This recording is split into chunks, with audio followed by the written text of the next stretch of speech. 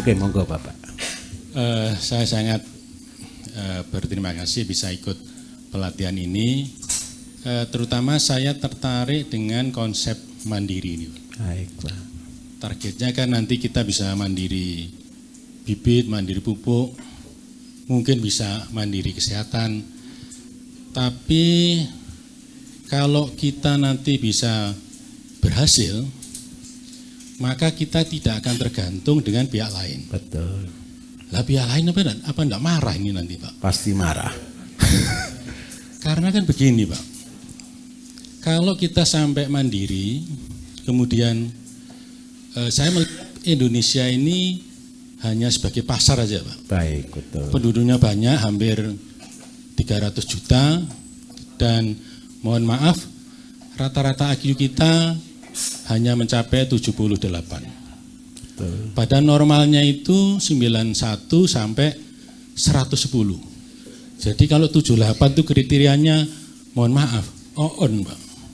Jadi kita itu dianggap rata-ratanya itu IQ kita sangat rendah, Pak. Penduduk banyak tapi IQ-nya rendah, akibatnya apa, Pak? Ya cuma jadi pasar, Pak. Jadi yang saya mau tanyakan, kira-kira kalau nanti situasinya seperti ini, tantangannya apa, Pak, kira-kira nanti di depan itu, Pak? Dan bagaimana kita harus bersikap? Terima kasih. Baik, ini pertanyaan yang sulit ini. Bapak Ibu, ingatlah baik-baik. Ketika saya berdiri untuk mengajar tentang pertanian yang sebenarnya, tadi saya sampaikan di awal, itu saya siap dengan segala resiko. Ketika Bapak Ibu semua bisa mandiri, apakah yang akan terjadi? Kekacauan. Kekacauannya pergeseran dari kapitalis menuju ke sosial. Tapi ya kalau saya ngomong sosial itu salah tangkap lagi nanti. Saya nyebutnya lebih senang dengan gotong royong.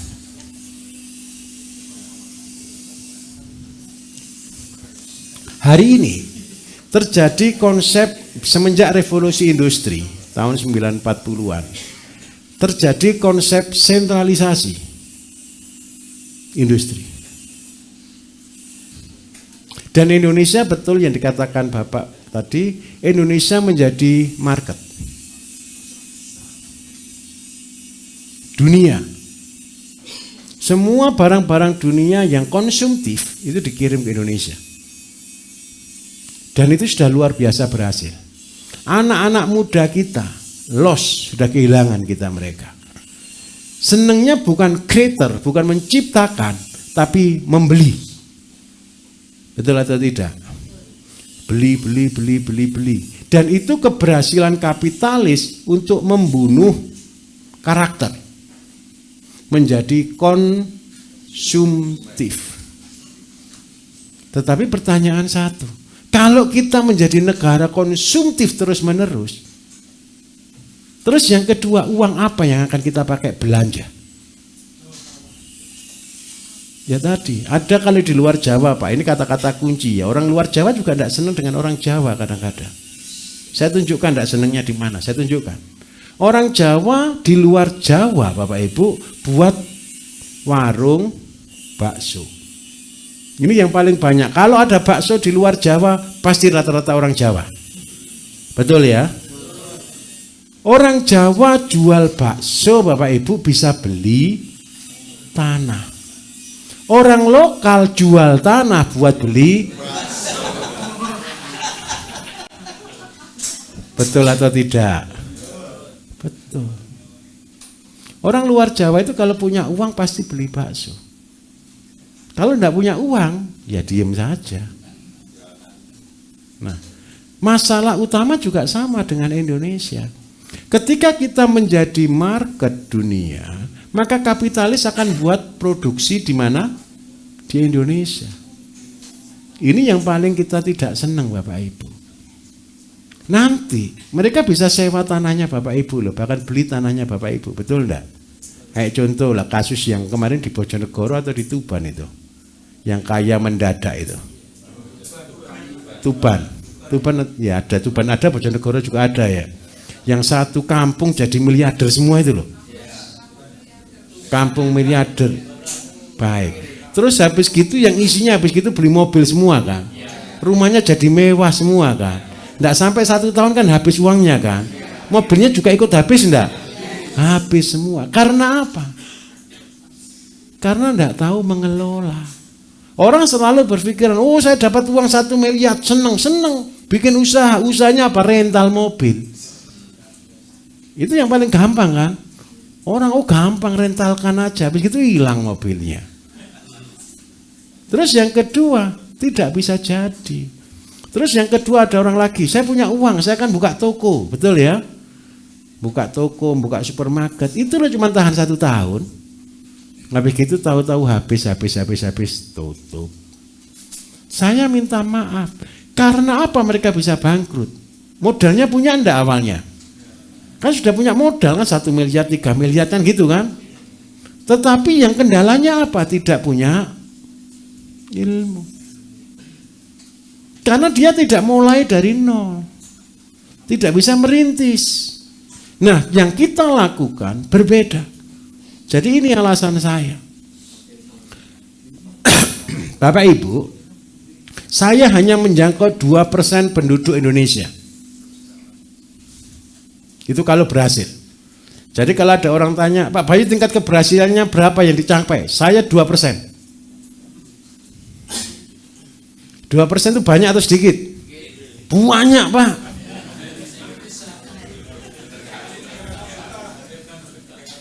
Berarti berapa? 6 jutaan lah, anggap aja sampai 10 juta. Saya tidak mungkin ngajari orang 10 juta kan? Karena itu saya live kan semua acara saya. Yang ikut pelatihan paling banyak total 4.000 orang. Ini sudah banyak sekali. Betul atau tidak?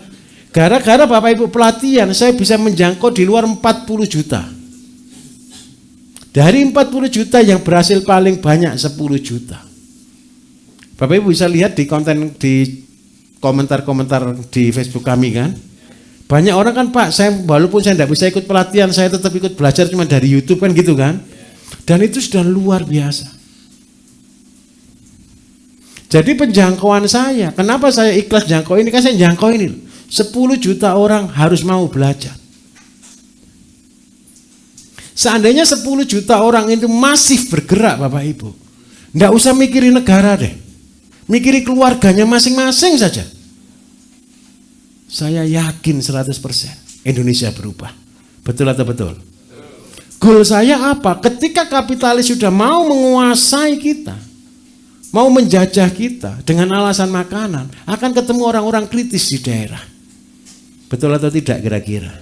Minimal 1, kita jangan mau dijajah. Tapi harus sesuai gitu loh. Kita tidak mau dijajah, kita ngelarang negara impor, tapi kita tidak mau produksi. Ya konyol, betul atau tidak? Karena itu bergaining kita nanti, kita akan ngotot ke pemerintah. Jangan impor. Tapi saya punya pasukan yang menyediakan makan untuk bangsa ini. Setuju enggak kira-kira begitu? Belajarnya mulai dari keluarga kita masing-masing. Lah kita ngotot, jangan impor, enggak ada barangnya. Ya makan apa rakyatnya? Contoh kedelai. Kedelai kita jelas GMO Bapak Ibu, betul ya? Terus sekarang kita ngomong, jangan impor kedelai Pak. Ya tahu tempe tidak ada. Mau Bapak Ibu aja belum pernah ada yang mau tanam kedelai, saya aja belum jelaskan kedelai. Saya akan jelaskan sebentar lagi. Ini kemarin Pak Dokter ngasih bibit kedelai ke saya Bapak Ibu. Saya tidak akan jelaskan sebelum saya tanam. Karena apa? Nanti kalau saya ditanya jadi ngawur nanti saya. Tetapi kalau saya sudah tanam, saya sudah tahu, saya sudah ngerti caranya, sudah ngerti triknya, baru saya ajarkan. Nah nanti juga tolong Bapak Ibu ketika ngajari orang jangan ngajari apa yang dari saya loh ya. Praktek dulu baru ajarkan. Biar nanti kalau belum praktek ngajari, katanya Pak Bayu repot.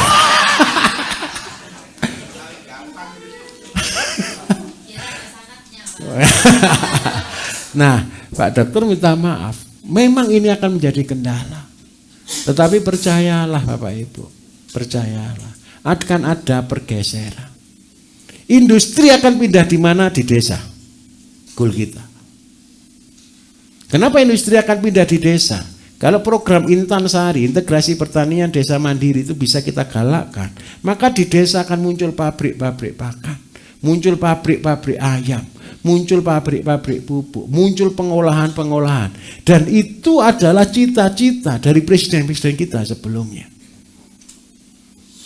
Ingat gerakan kembali ke desa itu tahun berapa Bapak Ibu? 1994. Ini sudah digagas. Gerakan kembali ke desa. Dan tidak berhasil. Kenapa kok tidak berhasil? Karena belum terintegrasi. Jadi minta maaf dok, mohon dukungannya. Kita harus mandiri semuanya. Supaya apa Bapak Ibu? Minimal satu deh. Nggak usah mikir negara. Jangan mikir desamu dulu. Pikirkan Bapak Ibu keluarganya masing-masing saja. Insya Allah itu sudah cukup bagi kita. Setuju enggak kira-kira? Jadi ya kalau saya ngomongnya tinggi, betul ya? Cita-cita kan harus tinggi, betul ya? Jatuhnya di bawah juga enggak apa-apa. Yang penting cita-citanya sudah tinggi dulu gitu loh. Jadi kan Pak Karno pernah katakan gantungkan cita-citamu setinggi, padahal di langit enggak ada gantungan. Pasti jatuh. Artinya apa? Saya dulu sudah pernah bermimpi, saya punya visi Bapak Ibu. Dan visi itu visi yang paling gila yang pernah saya sampaikan. Saya punya visi membangun pertanian Indonesia itu semenjak usia saya 15 tahun. Gila atau tidak? Cita-cita saya butuh uang 12,5 miliar untuk membangun training center. Saya butuh tanah selalu 12 hektar, 10 hektar up lah pokoknya. Untuk membangun training center. Mungkin tidak saya anak usia 15 tahun cari uang 12,5 miliar.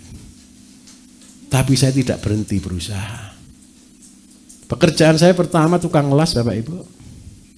Mobil las yang saya las pertama kali itu mobilnya Pak Camat. Colt T120 itu loh. Tahun 98-89. Tapi ketika saya mengerjakan visi ini, yang heran satu, tidak pernah berhasil. Tidak pernah punya uang, tapi mimpinya tidak pernah mati. Saya baru selesaikan mimpi ini tahun 1990 lah Bapak Ibu. Saya baru seluruh Indonesia selesai itu 2018. Lama atau sebentar? Ini baru Aceh sampai Papua selesai, pulau terakhir yang saya kunjungi itu Kalimantan. Kalimantan pun saya masuk Kalimantan setelah saya menguasai seluruh Malaysia, baru saya ngerjakan Kalimantan. Itu setelah di Malaysia keliling ini. Setahun di Malaysia. Sampai dideportasi. Tapi saya ngotot, saya dideportasi besoknya disuruh balik, tiketnya dibelikan mereka. Oh saya bangun negara tetangga. Siapa yang saya bangun? Kemarin ada orang Malaysia ini biar tahu. Kalau ada orang tanam sayur sepanjang Sutet. Sutet tahu Sutet ya, tiang listrik itu binaan saya semua. Siapa yang saya jangkau di sana? Orang-orang yang tidak punya rumah, orang-orang imigran gelap, orang-orang yang sudah tanda kutip dibuang. Itu yang saya ajari setahun. Dan alhamdulillah sampai hari ini masih ada sayur kan Pak? Tambah besar kan? Punya kolam kan? Integrasi ini yang saya ajarkan, ada kambing, ada ikan, ada sayur. Itu tahun 2014. Yang konyol kan satu, bangun Indonesia ini lebih susah daripada luar negeri. Nah, saya berharap satu, bapak-bapak ini loh yang saya lihat sebagai utusan-utusannya Allah. Saya berharap bapak-bapak inilah yang akan mengubah semuanya. Sungguhan Bapak Ibu, orang-orang Birma, orang-orang Bangladesh, orang-orang Pakistan, orang-orang Indonesia tidak punya lahan, tapi lahannya bawah Sutet itu boleh dikerjakan. Dan itu dihargai oleh mereka. Saya ngelatih itu jauh loh Pak, ini dari Tasik sampai Johor.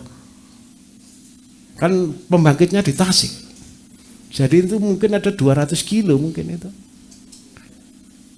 Dan itu berhasil. Saya masuk Indonesia Bapak Ibu. Gak berhasil. Saya sampai bingung, bahasanya sama, caranya sama, modelnya sama. Kenapa kok enggak berhasil? Cuman satu yang menghibur saya, belum waktunya. Dan saya masuk Kalimantan itu setelah selesai Malaysia. Terakhir saya di Bintulu turun ke Kucing baru masuk ke Sanggau. Itu pun gara-gara ada anggota Dewan 1 yang undang saya untuk bikin seminar. Akhirnya saya pilih lokasi itu. Baru setelah itu baru seluruh Kalimantan.